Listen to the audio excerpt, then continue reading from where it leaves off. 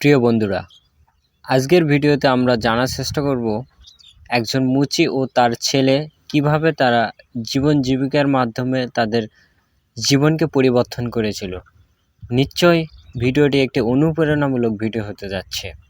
তো চলুন শুরু করা যাক। গ্রামের নাম ছিল ধানখালি। সেখানে একটি ছোট মাটির বাড়িতে বাস করত হাসান মুচি ও তার ছেলে রহিম। হাসানের জীবন ছিল কঠিন। সারাদিন গ্রামের হাটে বসে মানুষের সেরা জুতা সেলাই করা আর সন্ধ্যায় বাড়ি ফিরে ছেলের জন্য দুটো ভাত জোগাড় করা। রহিমের মা যখন মারা যায় তখন রহিমের মাত্র বয়স ছিল 2 বছর। তারপর থেকে হাসান একাই ছেলেকে বড় করেছেন। রহিমও বাবার কষ্ট বুঝত। সে গ্রামের স্কুলে পড়তে যেত বটে, কিন্তু বই খাতায় খরচ জোগাতে বাবার মুখে চিন্তার রেখা দেখে তার মন ভারী হয়ে যেত। একদিন সে ঠিক করে ফেলল, আমি আর পড়ব না, বাবার সঙ্গে কাজ করব। রহিম তখন মাত্র 13 বছর বয়সের।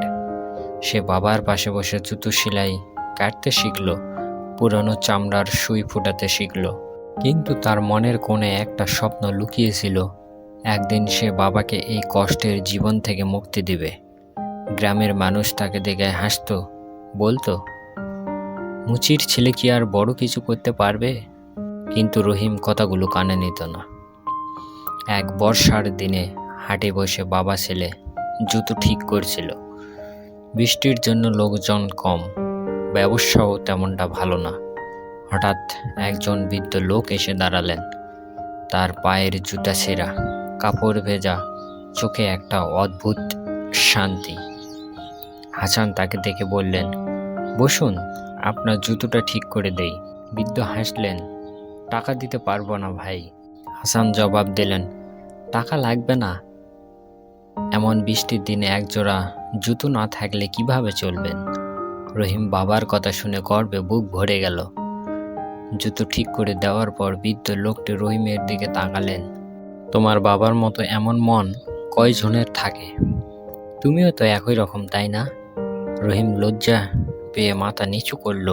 বৃদ্ধ আবার বললেন, আমি শহরে থাকি, তুমি যদি চাও আমি তোমাকে সেখানে নিয়ে যেতে পারি।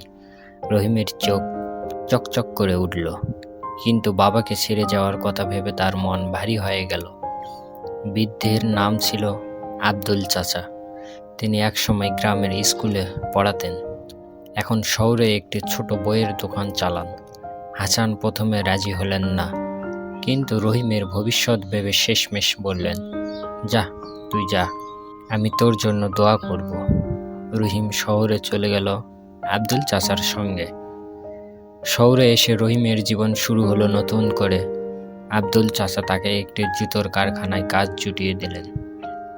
সেখানে রহিম দিনভর চামড়া কাটত, জুতোর ডিজাইন শিখত, রাতে চাচার দোকানে বসে পড়াশোনা করত। প্রথম তার খুব কষ্ট হতো। গ্রামের শান্ত জীবনের সঙ্গে শহরের এই ব্যস্ততা মানিয়ে নিতে সময় লাগলো, কিন্তু সে হাল ছাড়ল না। একদিন কারখানার মালিক এসে রহিমের কাজ দেখলেন। রহিম একজোড়া জুতো এমনভাবে বানিয়েছিল যে দেখে মনে হয় দামির দোকান থেকে এসেছে। মালিক তাকে ডেকে বললেন, তোমার হাতে জাদু আছে, তুমি চাইলে এখানে বড় হতে পারো। রহিমকে তারা কারখানায় ছোট একটা দলের দায়িত্ব দিল। সে তার কাজে এতটাই মন দিল যে 2 বছরের মধ্যে কারখানার সবাই তার প্রশংসা করতে শুরু করলো। কিন্তু রহিমের স্বপ্ন ছিল নিজে কিছু করা। সে রাত জেগে বই পড়ে ব্যবসার হিসাব শিখল, টাকা জমালো।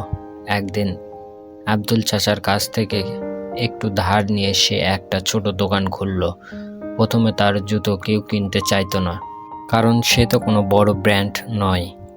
কিন্তু একবার একজন ক্রেতা তার জুতো পরে এত আরাম পেল যে সে সবাইকে বলে বেড়াতে লাগলো। ধীরে ধীরে রহিমের নাম ছড়িয়ে পড়ল। 5 বছর পর রহিমের একটা নিজস্ব কারখানা হলো। সে গ্রামে গিয়ে বাবাকে বলল, আব্বা, আর তোমাকে কষ্ট করতে হবে না, আমার সঙ্গে শহরে চলো। হাসান ছেলের সাফল্য দেখে চোখের জল ফেললেন। গ্রামের যারা একদিন রহিমকে নিয়ে হাসাহাসি করত, তারা আজ তাকে দেখে অবাক। রহিম শুধু নিজের জীবনে বদলান না, সে তার কারখানায় গ্রামের আরও অনেক ছেলেকে কাজ দিল। আব্দুল চাচার ঋণ শোধ করে তাকে নতুন একটা দোকান কিনে দিল। আর তার বাবা, তিনি এখন শহরে ছেলের সঙ্গে আরামে থাকেন, গল্প বলেন কিভাবে তার ছেলে, এক মুচির ছেলে, নিজের পরিশ্রমে জীবন বদলে ফেলল। এই গল্পে রহিমের জীবনের প্রতিটি ধাপ, তার সংগ্রাম, তার সাফল্য পথটা বিস্তারিতভাবে দেখানো হয়েছে।